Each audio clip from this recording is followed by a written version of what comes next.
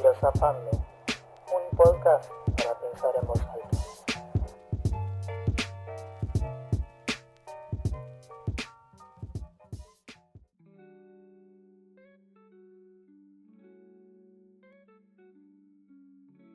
Bueno, hola, ¿cómo están? ¿Cómo andan? Buenos días, buenas tardes, buenas noches, como siempre digo. Nos encontramos acá filosofando otra vez. Y antes de empezar, quiero hacer dos pequeños paréntesis. El primero tiene que ver con la semana pasada. Algunos ya saben porque lo conté por redes, porque puse una publicación en el canal de que, bueno, no hubo episodio, porque tuve un pinzamiento en la columna. De hecho, todavía tengo bastante resentido, de dolor. Y bueno, me dejó bastantes días sin poder mover el brazo, teniendo el problema de que si ponía el brazo en distintas posiciones se me empezaba a dormir todo porque se me había pinzado un nervio. Y bueno, sinceramente no estaba en condiciones de grabar porque estaba constantemente pensando en que me dolía demasiado la espalda. Pero nada, quería agradecer principalmente a las personas que a través de redes, a través de esa publicación, me estuvieron contactando, deseando que me mejorara rápidamente.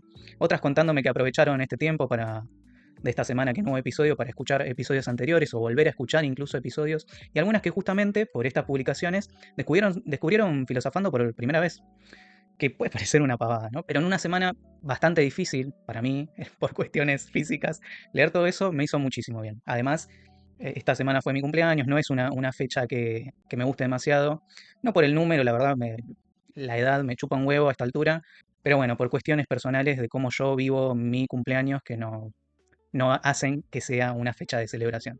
Pero bueno, todo esto me hizo sentir muy acompañada, como decía recién, y creo que después de tantos episodios compartiendo estas preguntas, fue una linda manera de recordar que estas conversaciones no ocurren de un solo lado del micrófono, porque si bien ustedes lo escuchan en diferido y comentan y hablan conmigo a través de los comentarios o a través de mensajes en Instagram o de la red social que elijan, hay un diálogo y eso es importante, eso que genera y que ustedes me retribuyen y de cierta manera, hablando de reconocimiento, ¿no? Volviendo a Hegel, se siente muy lindo, se siente muy lindo. Así que nada, gracias por eso. Y el segundo paréntesis que tengo que hacer tiene que ver con algo que dije hace un par de episodios atrás. Yo en ese episodio que hablaba sobre que amar es arriesgar la vida, de cómo Hegel ve las relaciones de amor, mencioné un concepto que tiene que ver con los manuales, ¿no? Para conocerse en pareja. Y lo conté como algo que habíamos creado juntos con mi pareja y para conocernos mejor dentro de nuestro vínculo. Y en ese momento era realmente lo que yo creía que había sido eso, pero después, cuando hablé más con mi pareja, cuando me interioricé más en ese proyecto, entendí algo que no había visto al principio. Y es que ese manual no era solamente un ejercicio que hicimos juntos, un ejercicio para conocernos, sino que era parte, o es parte más bien, de un libro que ella está escribiendo, algo mucho más grande, ¿no? Con una dirección y un propósito que yo no conocía cuando grabé el episodio y que ahora entiendo mejor. Y quiero, obviamente, darle el crédito que merece por esto. Ese concepto de los manuales, si bien manuales hay miles y se escriben todo el tiempo, lo creó ella. Y lo creó en un momento de vulnerabilidad y mientras estaba escribiendo su primer libro y atravesaba un montón de cosas. Nada, principalmente lo que yo quiero agregar acá es decir que yo me inspiré en ese trabajo sin saber del todo de dónde venía. Y hoy quiero nombrarlo como corresponde, porque hablamos mucho de filosofía escrita hace siglos y hacemos el esfuerzo de contar de dónde vienen esas cosas, esas ideas, pero muchas veces cuando el pensamiento está naciendo ahora mismo, cuando lo producen personas que todavía están escribiendo, están investigando o creando en condiciones difíciles, en condiciones de precariedad como la mía, como la de mi pareja, donde quizá no hay un título de por medio, nos olvidamos de hacer lo mismo. Y es un patrón que no quiero repetir, la verdad. Así que nada, quiero decir esto con claridad, ese concepto no es mío, es algo que vino de su parte y yo lo copié y lo tomé como un ejercicio para conocernos en pareja, que se puede utilizar obviamente, pero la idea en concreto fue de él. Voy a contar más sobre ese trabajo cuando llegue su momento. Él todavía está escribiendo el libro, así que cuando haya algo publicado que se pueda nombrar, que se esté por publicar o para levantar el vuelo, lo voy a nombrar, en especial cuando esté este libro que él está desarrollando. Y hasta entonces simplemente quiero hacer algo que me parece importante, que es reconocer el trabajo a quien lo hizo realmente. Y ahora sí, volvamos a Hegel. En el episodio pasado hablamos de el amo, ¿no es cierto? De cómo el que parece tener el poder, en realidad, está preso de su necesidad de reconocimiento. De cómo el triunfo del amo es un triunfo vacío. De cómo Messi llorando nos mostró que incluso los más grandes pueden perderlo todo en un instante. Quiero hablar del otro ente en esta dialéctica, que es el que perdió, ¿no? Del que retrocedió por miedo a morir, de aquel que Hegel llama el esclavo. Y quiero hacerlo porque creo que, sin darme cuenta, muy buena parte de mi vida me sentí mucho más cerca de ese lugar que del amo. Es que durante mucho tiempo pensé que el trabajo era simplemente algo que uno hacía para vivir, ¿no? Te levantás, cumplís un horario, volvés a tu casa, esperás el fin de semana, esperás las vacaciones, te tomas algunos días para descansar y al día siguiente o cuando terminan las vacaciones otra vez volvés a ese mambo, ¿no? Y creo que es algo que nos pasa a muchos, en especial si estás haciendo algo que no te llena. Yo trabajé casi 10 años en la industria farmacéutica, soy técnica química y si alguien me preguntaba quién era, probablemente hubiera respondido eso antes que cualquier otra cosa. No porque fuera lo más importante para mí, sino porque era el lugar desde donde el mundo me reconocía. Y ojo, en esos 10 años, obviamente, aprendí mucho, hice muchos cursos, me desarrollé en distintos ámbitos del trabajo en laboratorio, trabajé con personas muy capaces, pasé por control de calidad, por producción, por aseguramiento de la calidad, por producción de radiofármacos, por protección radiológica. Y obviamente crecí profesionalmente. Mi experiencia es una de las razones por las cuales hoy me cuesta conseguir trabajo. Lamentablemente en este mundo es así. Pero al mismo tiempo había una sensación que volvía una y otra vez. Una sensación difícil de explicar. La de estar poniendo toda mi energía para construir algo que nunca me terminaba de sentir propio. No es que odiara mi trabajo, pero tampoco podía reconocerme en él. Sí, me gustaba trabajar en un laboratorio, a veces encontrándole más sentido que otras veces, pero a la larga me di cuenta que era algo que yo no quería hacer toda mi vida. Y era como si cada día hiciera cosas importantes, pero hacía todo eso sin sentir que esas cosas me estuvieran construyendo a mí de alguna manera. Y entonces pasó.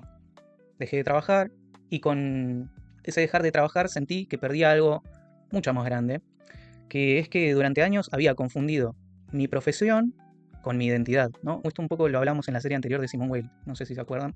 Había confundido lo que hacía con lo que era. Pero con el tiempo entendí que esa no había sido la verdadera pérdida. La verdadera pérdida fue descubrir que aquello a lo que le había dedicado casi 10 años de mi vida nunca había llegado a convertirse en una parte de mí. Y esa experiencia me dejó una pregunta que todavía hoy me sigue acompañando. Una pregunta que curiosamente Hegel ya se había hecho hace más de 200 años. Y es, ¿qué hace que un trabajo nos transforme de verdad? ¿Alcanza con trabajar? ¿O hay una diferencia entre hacer un trabajo y encontrar en ese trabajo una forma de construirnos a nosotros mismos? Porque si pasamos buena parte de nuestra vida trabajando, ¿cómo puede ser que tantas personas sientan que su trabajo no habla de ellas? Como me pasó a mí, por ejemplo. Que las agota, que las vacía, que les deja un sinsentido. Y apenas les permite llegar al día siguiente para levantarse nuevamente e ir a sacrificarse 8, 12, 24, 48 horas en un trabajo para no sentirse completos. Y creo que esa es la pregunta que Hegel intenta responder cuando empieza a hablar del esclavo. No sé si se acuerdan, pero en el episodio anterior dejamos la historia en un punto extraño.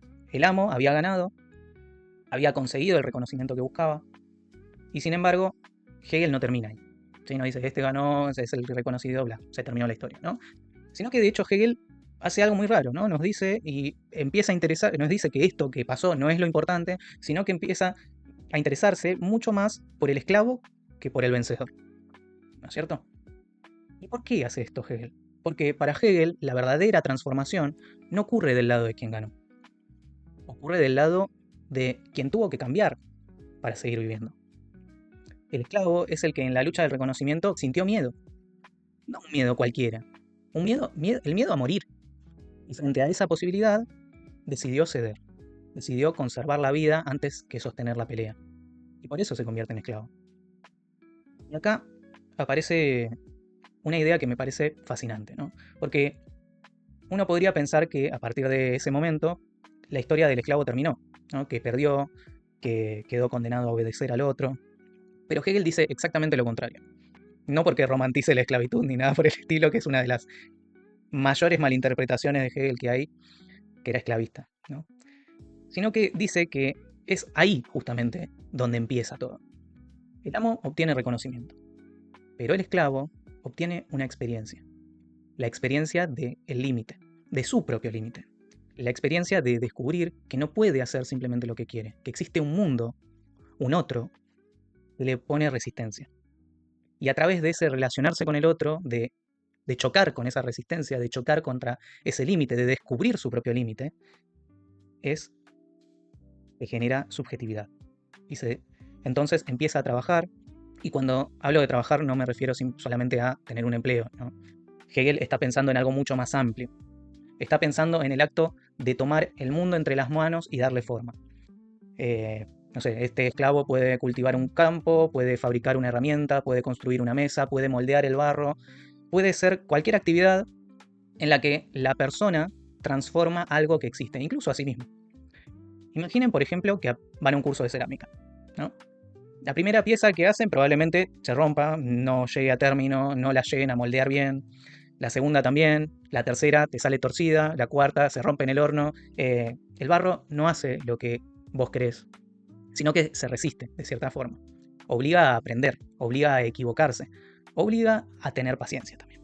Y un día, casi sin darte cuenta, las manos empiezan a encontrar esa forma, ¿no? Las manos empiezan a hacer algo que antes era imposible. El barro cambió, pero sobre todo cambió la persona que estaba intentando moldear.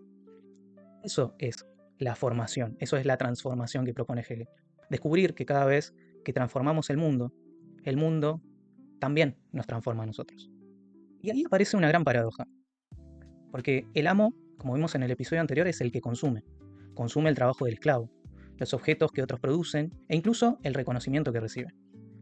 Pero el amo casi no crea nada, ¿no es cierto? El esclavo, en cambio, sí, crea, construye, produce, le da forma al mundo. Y mientras le da forma al mundo, empieza por primera vez a darse forma a sí mismo.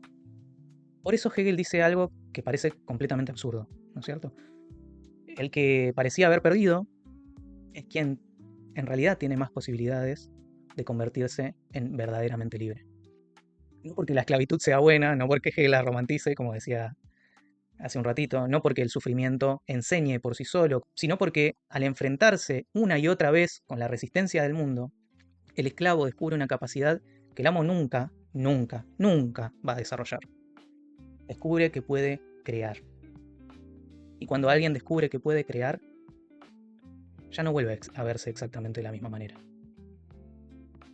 Y creo que ahí está una de las intuiciones más hermosas de Hegel.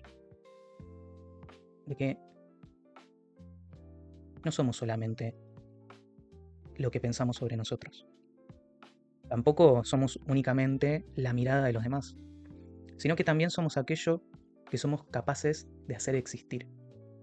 Aquello que nuestras manos, nuestra imaginación, nuestro esfuerzo logran traer al mundo. Y esta idea de Hegel viajó muchísimo. Atravesó el pensamiento de un montón de gente, como decíamos en el episodio anterior. Y llegó hasta acá, hasta nuestro país, de una forma muy concreta, bajo la frase que algún dirigente alguna vez dijo, ¿no?, de que el trabajo dignifica. Esa frase, que acá escuchamos 1000 veces, tiene una raíz hegeliana. La idea de que el trabajo no es solamente un medio para ganarse la vida, sino una forma de realización personal, de transformación, de construcción de uno mismo, de que el trabajo nos da sentido de alguna forma. Es la idea de que el esclavo, a través de su trabajo, se vuelve más libre que el amo. Esa idea atravesó buena parte de nuestra historia política, desde el peronismo hasta muchas otras tradiciones, y terminó calando muy hondo en nuestra cultura. Pero ojo, porque hay una trampa enorme en esa frase, y es que nuestra cultura romantiza el trabajo. Te dice que si trabajas duro, vas a ser libre. Te dice que el esfuerzo siempre vale la pena. Pero eso no es lo que dice Hegel. Hegel no dice que el trabajo te libera porque sí. Dice que el trabajo te transforma. Y esa transformación puede ser liberadora, pero también puede ser alienante. Porque depende de las condiciones. Depende si ese trabajo es elegido o es un trabajo impuesto. ¿Trabajás porque elegiste trabajar de eso o porque no tenés ninguna otra alternativa? Y también depende de si te permite crecer o te aplasta. ¿Te permite un ascenso social ese trabajo? ¿O estás dando 70 horas de tu vida, de tu semana, o 48 o 50 o las que mierda sean, para no obtener ningún resultado, llegar más cansado a casa por un sueldo que no te alcanza ni siquiera para comprar la cena de ese día? Y esta frase que escuchamos desde hace décadas en nuestro país, de que el trabajo dignifica, creo que guarda una intuición muy profunda, más allá de todo lo que dijimos recién, no porque cualquier trabajo dignifique, sino porque el trabajo, cuando realmente nos permite desarrollar capacidades, aprender, crear y reconocernos en lo que hacemos, puede convertirse en una forma de construir nuestra humanidad. Y ahí está lo que creo que Hegel estaría bastante de acuerdo con esa idea en específico. El problema aparece, en realidad, cuando usamos esa misma frase, para justificar cualquier condición laboral, como decíamos recién. ¿Cuáles son las condiciones? Porque muchas veces lo tomamos como si tener un empleo fuera suficiente, ¿no? Para que esta frase se justifique. Como si cualquier trabajo, por el simple hecho de ser un trabajo, fuera necesariamente digno, cuando realmente no es así. Creo que la filosofía nos obliga a hacer una pregunta mucho más incómoda. No solamente cuántos puestos de trabajo tiene una sociedad, cuántas personas están trabajando, cuántas están en blanco, cuántas están en negro, sino de qué clase de trabajo se está produciendo en ese país. ¿Qué clase de trabajo hay hoy en Argentina? ¿Cuál es el trabajo que predomina hoy en nuestro país? ¿Qué trabajo estamos produciendo? Porque no es lo mismo un trabajo que desarrolla una persona que un trabajo que simplemente la consume, como hablamos hace unos minutos atrás. Y hoy, en la Argentina, en nuestro país, esa pregunta me parece especialmente urgente. Porque vivimos en un país donde millones de personas no están preguntándose cuál es su vocación, y creo que ese es un gran problema, sino que se están preguntando cómo van a llegar a fin de mes, cómo ganar más plata, de si van a llegar a fin de mes, de si van a poder sostener a sus familias, de si van a conseguir una oportunidad. Hay millones de personas que viven en esa incertidumbre. Y la verdad, yo también estoy ahí, lamentablemente. Hoy no trabajo, ya hace casi 3 años que estoy sin empleo. Y como muchísimas personas de este país, me pregunto cuándo va a llegar la próxima entrevista. Si alguien va a confiar en mí, de cómo voy a sostenerme un mes más, o si mis viejos me van a poder seguir ayudando, o si en algún momento se van a cansar y me van a decir, bueno, hasta acá llegamos, fíjate cómo te arreglas, ¿no? No creo que suceda, pero es un miedo recurrente. Y yo quiero volver a trabajar, claro que quiero, necesito hacerlo de hecho, pero desde otro lugar, no quiero volver a entregar 8 horas de mi vida, 12 o las que sean, a un lugar del que salga sintiéndome menos yo. No quiero volver a confundir sobrevivir con vivir. Y por eso creo que esta discusión también tiene que hacerse política, no partidaria, sino política, porque la forma en la que una sociedad organiza el trabajo nunca es neutral, sino que responde a, a una idea de ser humano, ¿no? A la idea de ser humano que se quiere construir a través de esa política. ¿Sí? Responde a una idea de libertad también, y también a una idea de qué vidas consideras valiosas y qué vidas no. Nuestra democracia todavía es una experiencia relativamente joven. Piensen que nunca hubo democracia en nuestro país hasta, hasta Alfonsín. Y quien me diga lo contrario, vaya a estudiar historia, por favor. Porque si miramos en perspectiva histórica, venimos de décadas atravesadas por dictaduras, por gobiernos corruptos, por elecciones arregladas desde la construcción de nuestro Estado-Nación, de crisis económicas, de proyectos de país muy distintos entre sí, y otros muy parecidos. Y cada uno propuso una manera diferente de entender el trabajo, la libertad, el mercado y el papel del Estado. Y cada uno, de alguna manera, fue formando un tipo distinto de ciudadano. Hoy, por ejemplo, el gobierno de Javier Milei pone una organización económica donde el mercado pasó a ocupar el principal lugar para ordenar la vida social. Y esa no es solamente una decisión económica, sino que también es una decisión filosófica, porque implica una determinada idea de libertad, una determinada idea del Estado y sobre todo una determinada idea de qué tipo de ser humano quiere construir. ¿Sí? Creo que está demasiado claro en este caso el tipo de ser humano al que apunta esta forma de gobierno. Y justamente por eso creo que la pregunta no puede ser solamente si una medida mejora o empeora determinados indicadores económicos en la macro, sino que la pregunta tiene que ser otra, y es ¿qué tipo de personas produce este modelo de sociedad? Porque cuando una organización económica genera cada vez más incertidumbre laboral, cuando el empleo se vuelve un privilegio, cuando cada vez más personas aceptan cualquier condición porque no tienen alternativa, cuando el futuro se vuelve una fuente permanente de angustia, donde no podés proyectar porque realmente no hay posibilidades de presente para asegurar ese futuro, ya no estamos hablando solamente de economía, estamos hablando de la manera en que aprendemos a vivir. Podría hablar de un montón de cosas, podría hablar del auge de las plataformas y de la uberización del empleo. Hace un tiempo yo también trabajé en plataformas entre medio de todos estos 3 años en los que intentaba volverme a insertar en el mercado laboral.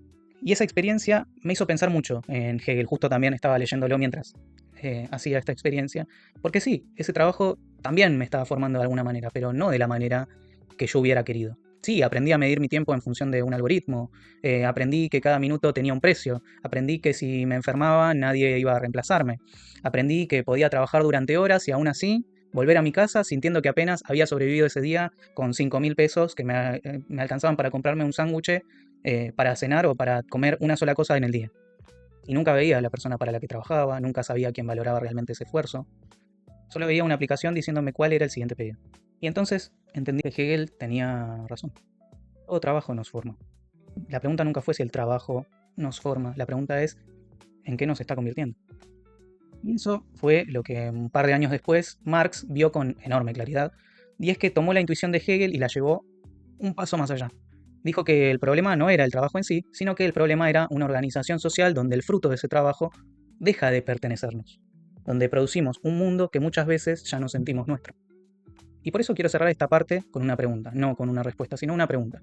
¿Puede llamarse verdaderamente libre una sociedad donde millones de personas tienen que aceptar cualquier trabajo para poder seguir viviendo? Más allá de eso que viví y esta pregunta que me surgió, mientras escribí este episodio apareció una pregunta que me incomodó bastante, ¿no? Y es, si Hegel tiene razón, si el trabajo es el camino por el que nos transformamos, entonces, ¿qué pasa con quienes hoy no tenemos trabajo? ¿Qué pasa con una persona desempleada? ¿Qué pasa con alguien que se dedica todo el día a cuidar a un familiar? ¿Qué pasa con quien cría a sus hijos? ¿Qué pasa con una persona jubilada? ¿Qué pasa con alguien cuya discapacidad le impide trabajar? ¿Quedan afuera de esa posibilidad de transformarse? Porque si respondemos que sí, estamos diciendo algo terrible. Estamos diciendo que solo puede construirse como persona alguien que tiene empleo. Y yo no creo eso. De hecho, yo misma soy una prueba de que eso no es así. Hoy no tengo trabajo y sin embargo siento que nunca estuve aprendiendo tanto sobre mí misma como en este momento de mi vida. Entonces, pienso, tal vez el problema sea otro. Tal vez cuando Hegel hablaba del trabajo, estaba hablando de cualquier actividad capaz de enfrentarnos con un límite y obligarnos a crear algo que antes no existía. Cuidar también es crear, enseñar también es crear, escribir también es crear, estudiar también es crear, amar también puede ser crear. Tal vez ese sea el verdadero descubrimiento. No es el empleo lo que nos forma, es la experiencia de crear, como decíamos al inicio. La experiencia de encontrarnos con la resistencia del mundo y descubrir poco a poco que somos capaces de hacer aparecer algo que antes no existía. Por eso creo que Hegel sigue teniendo razón. Pero quizá hoy necesitamos de alguna manera ampliar su lenguaje. Porque en un mundo donde el empleo ya no organiza toda la vida de la misma manera que hace 200 años atrás, cuando Hegel escribió esto, seguir hablando solamente de trabajo puede hacer que perdamos de vista lo importante. Lo que realmente nos transforma no es fichar una tarjeta, no es cobrar un sueldo, no es ocupar un puesto cualquiera sea. Es descubrir que todavía somos capaces de crear y que cada vez que creamos algo, por pequeño que sea, ese algo también nos crea a nosotros. Y tal vez por eso creo que incluso en los momentos en que en este tiempo sentí que había perdido casi todo, hubo algo que nunca terminó de desaparecer, ¿no? Las ganas de escribir, de estudiar, de entender. Y recién ahora, preparando este episodio, siento que empiezo a entender por qué. No era una forma de sublimar lo que me estaba pasando, no era una forma de escapar de mi realidad esta vez. Era una forma de volver a construirla, de volver a construirme. Hay una imagen que no deja de acompañarme desde que empecé a preparar este episodio. Durante mucho tiempo pensé que transformar el mundo era hacer algo enorme, era cambiar la historia, ser recordado, inventar algo extraordinario, dejar una marca, dejar un legado. Pero Hegel me hizo mirar para otro lado. Me hizo pensar que quizá transformar el mundo o empezar con algo mucho más pequeño, con una conversación, con una página escrita, con una clase, con una canción, con una pregunta que nos obliga a mirar distinto, con este podcast. Nada de eso cambia el mundo de un día para el otro, pero sí cambia el pequeño mundo en el que vivimos. Y mientras ese mundo cambia, nosotros también cambiamos con él. Y creo que por eso sigo escribiendo, sigo estudiando, sigo leyendo, sigo desarrollando nuevos proyectos. Y creo que aunque hoy no tenga trabajo, como decía antes, no dejé de construir porque este podcast también es trabajo. No porque me dé un sueldo, sino porque me obliga a preparar, a leer, a crear, a pensar, a equivocarme, a volver a empezar. Y porque de alguna manera deja algo mío fuera de mí.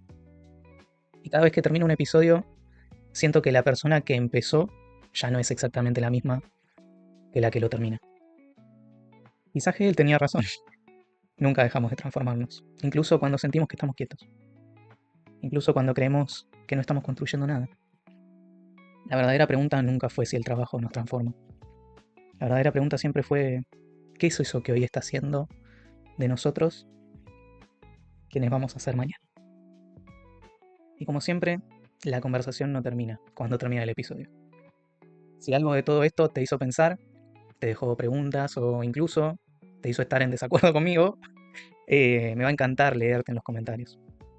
Creo que la filosofía vive justamente ahí, en las conversaciones que siguen después. Si te gusta Filosofando, puedes darle me gusta al episodio, suscribirte al canal y activar la campanita para que YouTube te avise cada vez que salga un nuevo episodio. Y sí, es una forma bastante extraña de reconocimiento, pero por ahora parece que el algoritmo de YouTube funciona bastante más con los me gusta que con GL, lamentablemente. Eh, si conoces a alguien a quien le pueda resonar alguna de estas preguntas, compartirle este episodio. Y con un poco de suerte, no solo le compartís un video, sino que capaz también le regalás una conversación. Si querés darle una mano a este proyecto para que siga creciendo, abajo en la descripción vas a encontrar todas las redes de Filosofando y también el enlace a Cafecito. Si podés colaborar, te lo voy a agradecer muchísimo. Y si no podés, la verdad no pasa nada. Escuchar, comentar, compartir o recomendar este episodio también es una forma enorme de hacerlo crecer. Y ya con eso voy a estar agradecida. En fin. Gracias por estar del otro lado, como siempre digo, de verdad lo aprecio. Mi nombre es Sasha y esto fue Filosofando. Nos vemos la próxima.